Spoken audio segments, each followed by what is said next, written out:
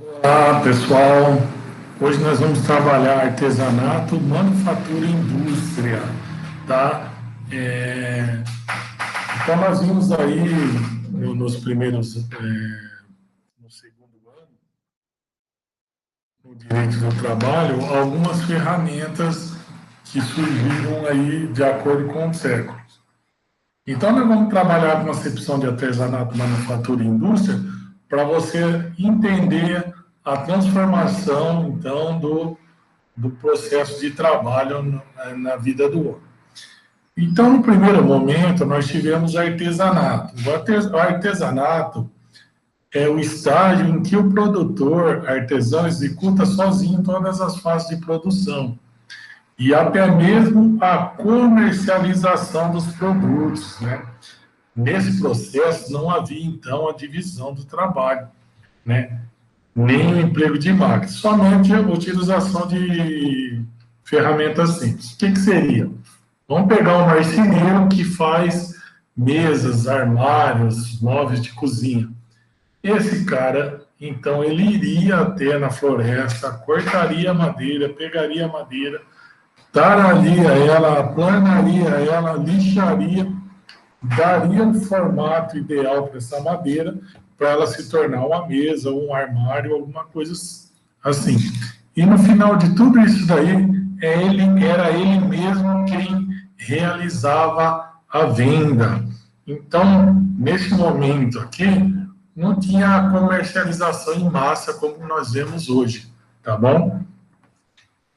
Então, artesão foi uma forma de produção característica da baixa Idade Média, por volta ali do século XVII, tá, pessoal?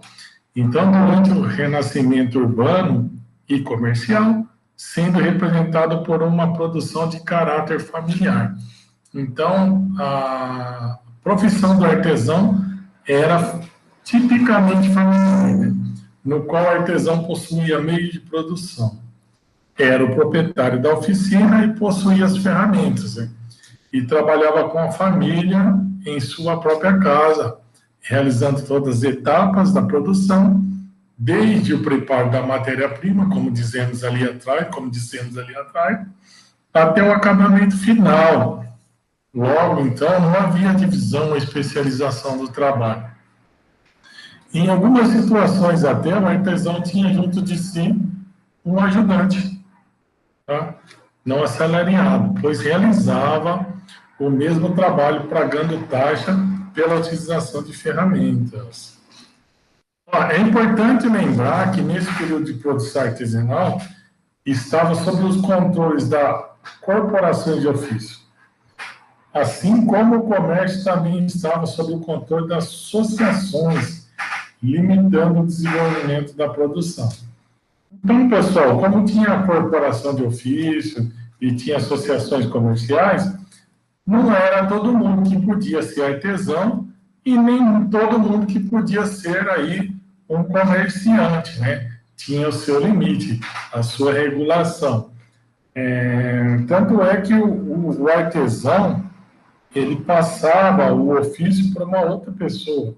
E só a partir do momento que ele passava o ofício, que ensinava uma outra pessoa, aquela pessoa, pós-morte do artesão, que ela poderia se tornar aí um artesão cadastrado aí nas corporações de ofício. Saindo dessa fase, então, do artesão, que ele realizava todo o trabalho, né, do começo até o fim, não tinha etapa, não tinha ali de produção, não tinha máquina, era só ferramenta simples, nós vamos para a manufatura. Na manufatura já existem algumas máquinas, né? A manufatura corresponde ao estágio intermediário entre o artesanato e a maquinofatura, ou indústria. Nesse estágio já ocorria a divisão do trabalho. Cada operário realizava uma parte da tarefa da produção, mas a produção ainda dependia fundamentalmente do trabalho manual. Embora já houvesse um emprego de máquinas simples, esse estágio corresponde à fase inicial do capitalismo. Então, a fase inicial do capitalismo se deu por volta ali de 1620 a 1750. E a manufatura, ela predominou ao longo da Idade Moderna, né, resultante da ampliação do mercado de consumidor, com o desenvolvimento do comércio monetário. O que aconteceu aqui, pessoal? Então, você tem uma linha de produção maior, você tem uma produção maior, então você aumenta a sua capacidade de venda de produto. Então, quanto mais produtos se tem à disposição no mercado, o produto se tornou também mais em conta, né? Por conta da redução do tempo que se fabrica ele, né?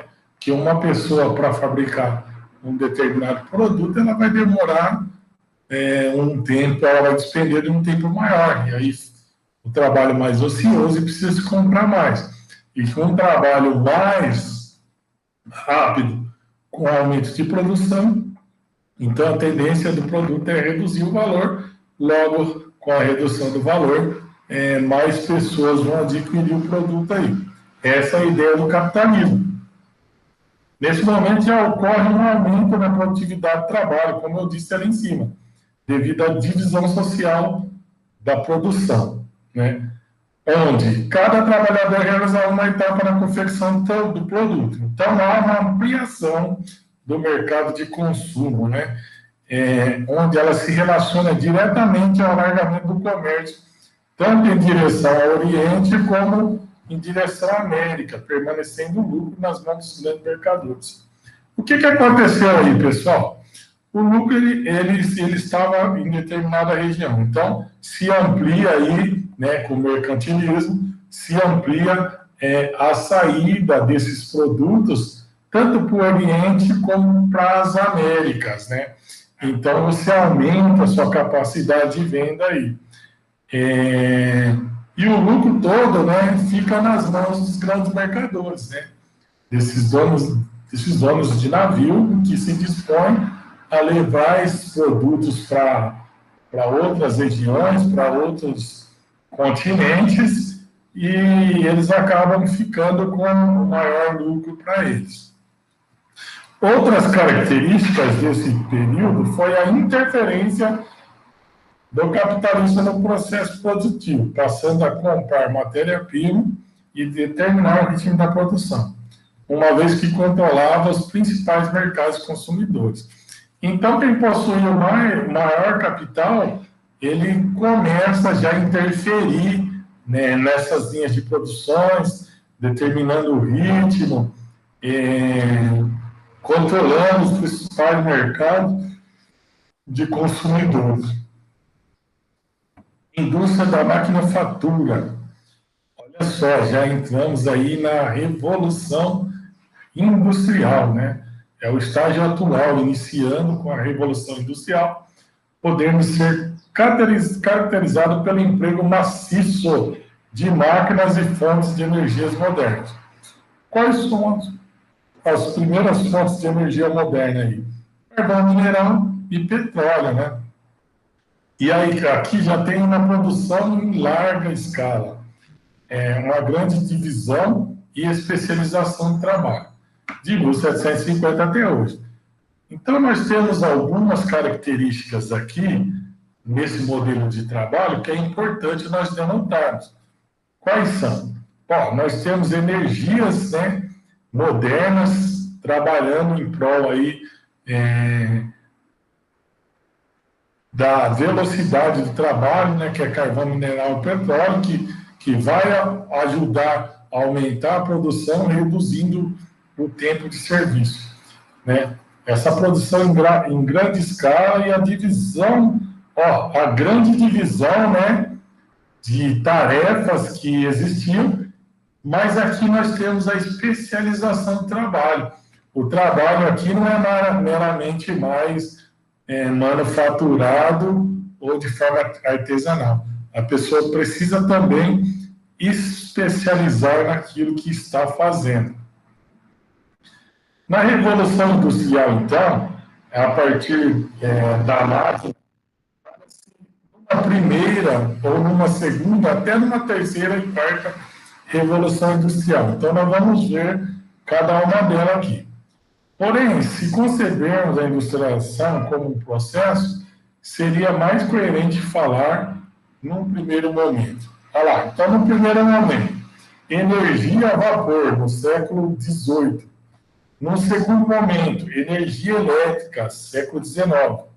Num terceiro e quarto momentos, representa, respectivamente, pela energia nuclear e pelo avanço da informática, da robótica e do setor de comunicações aos longos dos séculos XX e XXI. Porém, aí tem alguns pensadores que ainda discutem esse processo. Abaixo nós vamos estudar aí o processo de socialização enquanto desenvolvimento técnico com maiores detalhes. Então, vamos lá, pessoal. Primeira coluna, período. Segunda, as características, né, de cada período. O instrumento de trabalho utilizado, o meio de produção, a divisão do trabalho e as consequências. Então, lá no artesanato, nós temos aí o período de na Baixa Idade Média até o século XX, até o século XVII, perdão.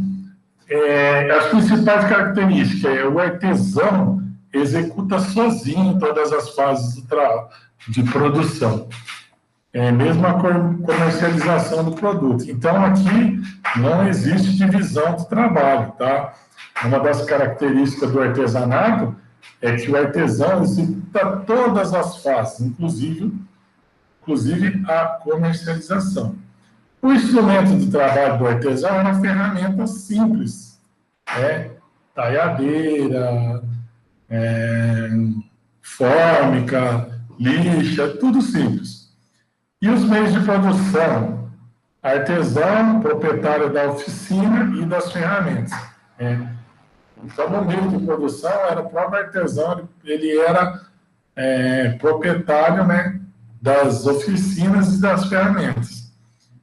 E na divisão social do trabalho, o artesão realizava todas as tarefas. Então, aqui nós não temos a divisão social do trabalho. Desde o preparo da matéria-prima até o acabamento final. Não havia divisão de trabalho ou especialização. Quais são as consequências disso, então? O comércio sob controle de associações, limitando o desenvolvimento da produção. Então, não podia ter grande número de artesão aqui. As associações proibiam a entrada de novos profissionais no mercado. Já no segundo momento, nós vamos estudar a manufatura, que é de 1620 a 1750, né? Dando-se com a fase inicial aí, então, do capitalismo. Suas principais características são o estágio intermediário entre o artesanato e a maquinafatura, a diferenciação de cargos, né? Os instrumentos de trabalho já tinham, então, aqui máquinas simples, né? E lá no artesanato era só ferramentas simples. Os meios de produção, ferramentas, artesão, matéria-prima, manufatureira. E na divisão do trabalho, cada operário realizava uma tarefa ou parte da produção, mas ainda estava dependendo do trabalho manual. Então, aqui já não é mais uma única pessoa que realiza a tarefa do começo ao fim. A tarefa é dividida ou em parte da tarefa, ou em parte da produção, mas ainda depende do trabalho manual. Consequências: aumento da produtividade do trabalho. Então, como você tem mais pessoas realizando a tarefa, então você aumenta, então, a produtividade do trabalho. Ainda, pessoal, nós conseguimos ver aí, na terceira fase ali, que é industrial, que se iniciou em 1750 e se estende até os dias atuais, Nós temos nas características emprego maciço de máquina e fonte de energias modernas, carvão mineral e petróleo, produção em larga escala, grande divisão e especialização do trabalho. Né, os instrumentos é maquinário, máquina propriamente dita. Não que não se use o trabalho manual, mas em grande parte são as máquinas responsáveis pela produção. Meio de produção aí pertence ao capitalista, né? Aquele que detém o capital. Então, aquele que detém o capital, nós já estudamos aí que ele vai ter lá a sua empresa, o seu galpão, as máquinas à disposição, vai fornecer a matéria-prima para o operário que irá realizar o trabalho em troca de um salário. Então, é isso aí. Então, todo meio de produção pertence ao capitalista. A divisão do trabalho já é diferenciada da manufatura e do artesanato. Por quê? Tem a divisão técnica e social do trabalho. Cada operário executa uma função específica. Técnica por quê? Porque tem um cara que vai pensar o produto, tem um cara que vai desenvolver o produto, e na divisão social é o cara que vai produzir, que vai colocar a mão na massa, que vai fazer acontecer aquilo que o cara da área técnica pensou. E nós temos também aqui, pessoal, as consequências disso. Quais são as consequências disso? Maior produtividade, novos hábitos consumos, êxodo rural, nova estratificação da sociedade, nova relação desta com a natureza. O que seria esse êxodo rural aí, pessoal? É a saída, né, do homem do campo para a cidade, para trabalhar aí nas indústrias existentes aí na era. Aqui tem alguns exercícios aqui. Tal forma de organização social se desenvolve. A lei é o trecho abaixo. Uma única alternativa apresenta coerência marca. Tal forma de organização social desenvolveu-se a partir das relações feudais de produção, caracterizando pelo lucro como móvel dominante e, consequentemente, pelo acúmulo de riqueza. Então, no feudalismo, o que nós temos aí? Os feudos eram pequenas propriedades rurais, né, onde o proprietário da terra dava segurança, moradia ao agricultor, e o agricultor, né, tudo que ele produzia, né, toda a linha de produção, ele ficava com uma porcentagem, e uma porcentagem ele dava ali para o dono de terra, Então, e eles acabaram realizando essas atividades em troca da segurança e da moradia ali. Né? Aí pergunta-se,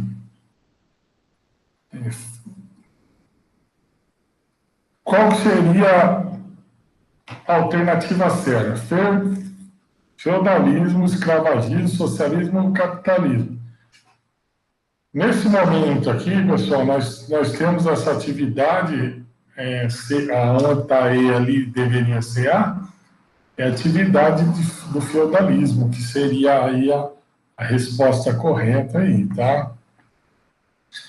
A 2 aí, quais elementos importantes no acréscimo da produtividade do trabalho na manufatura? Então, que é a grande importante aqui. Especialização das funções. Nós já retiramos fora isso aqui, porque não existe especialização aqui. Especialização da função e instrumento no advento da máquina. Especialização do instrumento, uso de fontes energéticas, aumento da função gerencial e ritmo intenso imposto pelas máquinas. Nós vamos ter aqui a letra D, tá? porque a gente tem a entrada de algumas máquinas aqui, e esse aumenta o ritmo por conta da divisão do trabalho, e a letra D seria correta. Neste estágio, o produtor executa sozinho todas as fases da produção e até mesmo a comercialização do produto. Não há divisão de trabalho nem emprego de máquinas, somente de ferramentas simples. Qual é o período do desenvolvimento técnico que refere acima? Pessoal, nós estudamos ali atrás que esse período que se usa a ferramenta simples é do artesanato, né? Então, nós vamos ter aí a resposta correta ali de baixo, o artesanato, né? Por quê? Nesse estágio, o produtor executa sozinho todas as fases, até a comercialização. Então, se você pegar a redação ali primeira, do primeiro slide, você vai ver que ele diz isso, né? Que no artesanato, nessa forma, né, de trabalho, nesse estágio, o produtor executa todas as fases de trabalho, inclusive a comercialização, e faz emprego. Não há divisão do trabalho, como não há, porque ele faz todas as fases, e nem emprego de máquinas, somente de ferramentas simples. Então, você já mata ali no artesanato. Tá? Qual das características baixas corresponde ao trabalho artesanal? Visava a produção de troca de objetos. Não é. A produção era realizada com instrumentos de trabalho muito simples. Perfeito. Matou? Não era aí o uso de ferramentas simples? Então, a letra B aí é a correta. O produtor não era conhecedor de tanto processo positivo. Tem duas aí, né? Que aqui fala do... E não existia a divisão social do trabalho. Quais as características abaixo não correspondem ao trabalho artesanal?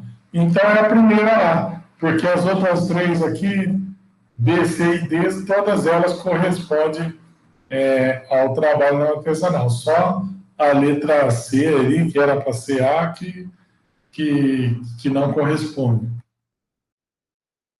São características da produção industrial, exceto emprego de máquinas modernas e produção em série, através da mecanização. Perfeito. Produção em larga escala para entender ao mercado crescente. Perfeito. Intensificação da divisão do processo de trabalho através da especialização. Perfeito. Melhoria significativa nas condições de trabalho e na vida dos operários. Isso aqui não corresponde, né? Porque o capitalista, na sua fase inicial, não estava nem aí para as condições aí de trabalho do operário. Então, a resposta correta ali seria a letra D. Tá, pessoal, então a divisão do trabalho, como que seria aí? Ali tem uma telinha, umas charges, né, vamos dizer assim. Lá atrás, lá embaixo, o estagiário, o peão, o supervisor, o gerente, o diretor e o dono. Perfeito? Quanto mais elevado você está nessa escala aí, ou nessa pirâmide, vamos dizer assim, menos visibilidade você tem. Menos visibilidade você tem. Por quê? O estagiário vai responder ao peão, o peão vai responder ao supervisor, o supervisor responde ao gerente, o gerente ao diretor, e todo mundo da cadeia responde ao dono da empresa. E se você pegar nessa hierarquia aí, do maior para o menor, o ganho também é diferente, né? O dono, como é dono, ele tem um lucro e o lucro é maior do que qualquer salário. O diretor vai ter um salário maior que o gerente, que vai ter maior que o supervisor, que vai ter maior do que o do peão, que vai ter maior que o do estagiário. Então, a divisão do trabalho pode ser encontrada mesmo em sociedades de outros animais, como os das formigas e abelhas. A partir do momento em que cada homem ou animal não tem mais condições de sozinho garantir a sua sobrevivência, é preciso que eles se organizem e estabeleçam uma distribuição de atividade que permita a produção de seus bens necessários para a sua própria manutenção. Como que funciona isso, pessoal? Então, vamos lá dar um exemplo ali. Entre as abelhas, existem algumas que são responsáveis pelo recolhimento do pólen. Então, a abelhinha sai, vai até a natureza, no pólen, recolhe o mel ali. Então, elas são consideradas operárias. E as outras responsáveis pela produção do mel, especificamente dito, que são os anguães e as abelhas rainhas. Na sociedade humana, vamos dar um exemplo aqui, entre os índios. É aqueles que são responsáveis pela caça, pela pesca, né? Então, a atividade é desenvolvida geralmente pelos homens. Os que cuidam da fabricação de utensílios, a maioria das vezes são as mulheres. E para não falar do responsável pela saúde da tribo, né? Que é o pajé. Então, tratar um pouquinho das profissões, né? As profissões também, nas sociedades contemporâneas, a divisão do trabalho é bem mais relevante. Então, há os que cuidam da segurança, policiais. Então, se você olhar na sua sociedade aí, aonde você se encontra, na sua cidade, no seu bairro, você vai ver que existe uma segurança realizada por uma polícia. Então, você vê direto as viaturas de polícia passando por aí. Então, você tem aí na sociedade, então, essa divisão aí. Ok? Dentro dessa divisão, dentro da divisão que há nessas sociedades, então, nós vamos ter também os responsáveis pelas produções, que são os empresários e trabalhadores, aqueles ocupados com a educação, que são os professores. Então, você percebe que há divisões. Então, cada profissão no seu espaço.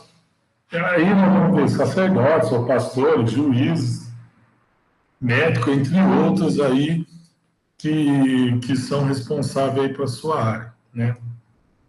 Questão: existe divisão de trabalho onde você mora? Descreva. Nós acabamos falando aí, né? Se você for imaginar, até dentro da sua casa, né? O que o seu pai faz? O que a sua mãe faz? Dentro do trabalho realizado de casa, o que cada um faz? Qual que é a responsabilidade de cada um para o bom andamento da casa? Então, nós vamos ter tudo isso daí. Então, a divisão social do trabalho pode ser social, quando os membros de uma sociedade se dividem em diferentes funções, dependendo de sua posição social, sexual, quando as atribuições são divididas entre homens e mulheres, ou ainda técnica, quando ocorre a divisão em trabalho. Físico, manual, intelectual e mental. Pessoal, então, sexual, existe um trabalho relativo para a mulher e um relativo para o homem. O trabalho intelectual é aquele que vai pensar, que vai realizar, e o trabalho manual, que é a pessoa que vai colocar a mão na massa na linha de produção. O trabalho e os clássicos, né? A fim de compreendermos a divisão social do trabalho, assim como a visão do trabalho no pensamento clássico, aproximaremos nosso conhecimento dos três teóricos de maior relevância na área sociológica, sendo eles Karl Marx, Emile Durkheim e Max Weber. Então, o que diz aí o Karl Marx? Segundo Marx, a diferenciação do homem perante os animais se faz a partir do momento que ele começa a produzir para viver. Entretanto, o ser humano não age apenas em função das necessidades imediatas e nem se guia pelos instintos como fazem os animais. Vamos lá. Vamos pegar o leãozinho. O leãozinho está com fome e ele vai caçar para poder comer. Então, ele age pelo instinto, né? Não é só uma questão, ele não pensa para agir. É o imediato, aquilo que está acontecendo agora. Os homens são capazes de antecipar na sua cabeça os resultados das suas ações, sendo, desse modo, capazes de escolher os caminhos que irão seguir. Como Marx escreve em O Capital, positivo de antemão, o pior arquiteto da melhor abelha é aquele que constrói o favo na cabeça antes de construí-lo em cera. Então, o homem, antes de realizar a construção de uma ponte, ele vai fazer cálculos, ele vai projetar, ele vai ver se é viável, vai ver peso, vai ver se aquele projeto que ele está fazendo vai ter um resultado positivo, né? Porque ele tem que antecipar em sua cabeça os resultados das ações para que as ações dele não tenham consequência ao final. No fim do processo de trabalho, obtém-se um resultado que já desde o início, existiu na imaginação do trabalhador. Portanto, idealmente, Marx, no Capital, assim o trabalho criou para o homem a possibilidade de ir além da pura natureza, podendo contrapor-se ao sujeito ao mesmo dos objetos, conquistando assim uma certa autonomia diante dela. O trabalho alienado aqui, né, que o primeiro pensador foi Rousseau, né, utilizar o termo alienação. Rousseau, um filósofo da natureza, quando ele vai falar do contrato social aí, ele diz que o homem entrega, então, a sua liberdade, né, ele entrega a sua liberdade em favor de um Estado, né, para garantir os seus direitos comuns, né, e o homem fica submetido à lei. E os limites, né, da vida em sociedade e, por extensão, a autoridade do Estado. Então, ele diz que o homem se aliena ao Estado. Esse é o primeiro filósofo a falar de alienação foi isso daí. Nesse sentido, tem um caráter predominantemente jurídico, sendo sinônimo de abdicar algo que lhe pertence, seja por imposição externa ou por decisão importante. De acordo com essa definição, podemos abdicar de bens materiais ou de direito. Uma fazenda pode ser alienada e desapropriada de seu possuidor para fim de reformas agrárias. Um criminoso encontra-se alienado preso numa penitenciária, pois a sua liberdade representa um perigo para a sociedade. Então, vamos dar um destaque aqui nessas duas questões.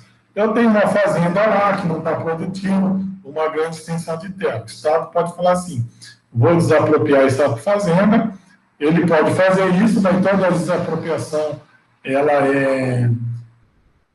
ela tem que dar uma contraprestação para o dono da fazenda, um preço, um valor.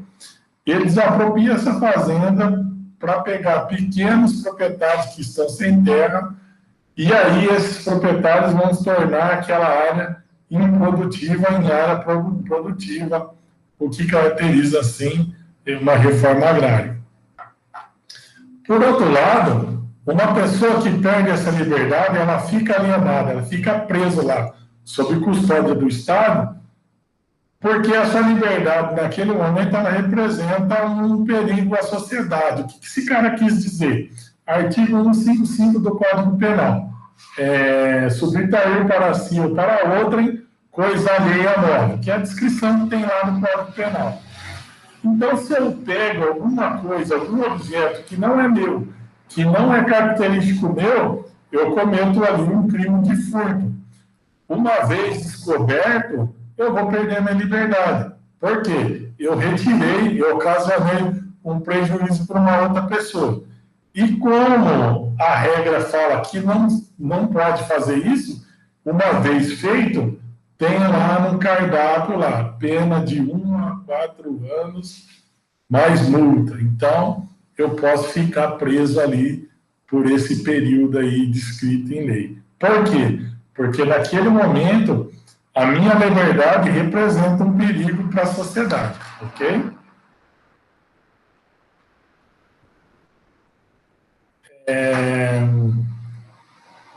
essa alienação aí, segundo Marx, o capitalismo tornou-se o trabalhador alienado, isso é, separou de seus meios de produções, as suas terras, ferramentas e máquinas.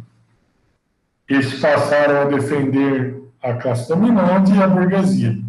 Desse modo, para poder sobreviver, o trabalhador é obrigado a alugar a sua força de trabalho à classe burguesa, recebendo para tanto salário.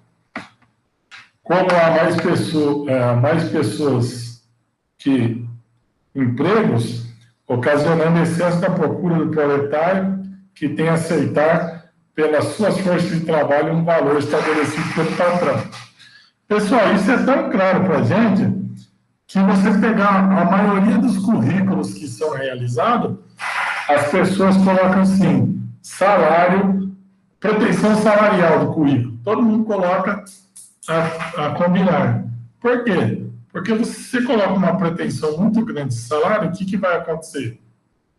A empresa já não vai pegar você ali para trabalhar naquela função.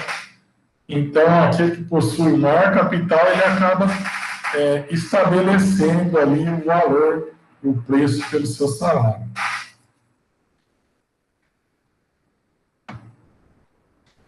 Bom, vamos ver essa charge aí. O que disse este homem? Que trabalhasse mais depressa. Quanto ele paga? R$20 por dia. Aonde vai buscar o dinheiro para ir pagar? Vendo mercadorias. E quem faz a mercadoria? Ele. Ele aqui é o trabalhador. E quanta mercadoria ele faz por dia? Num valor de R$240 por mercadoria. Então, não é você que lhe paga, mas é ele que lhe paga R$220 por dia para que ele diga que trabalha mais depressa. Mas sou eu, o proprietário das máquinas. E como conseguiu as máquinas? Vendi a mercadoria e comprei as máquinas. E quem fez a mercadoria? Aí o patrão fala, cuidado, eles podem ouvir. Sacou? Então, é assim, né? Quanto mais meio de produção ali se possui no trabalho, você tem as habilidades. Para Emily Durkheim, que já trabalha na concepção da divisão social do trabalho, né? Que o trabalho deve ser dividido ali por cada um e deve ter o princípio da solidariedade. Max Weber, né? Que é um filósofo proveniente da época do protestantismo, ele traz a visão santificada do trabalho, aí, a dignidade do trabalho. Se nós pegarmos na época da escravatura, o trabalho era considerado como uma atividade indigna, realizada tipicamente por escravo, e nesse período rompe-se, então, com essa teoria e passa a ter o trabalho, a sua valorização, então, trabalho. Então, é isso que nós tínhamos para falar com vocês hoje, né?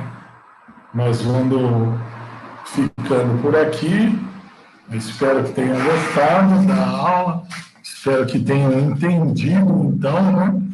E lembrar sempre, né, que a sua qualificação, a sua especialização, que acontece através do estudo, que vai lhe dar maiores condições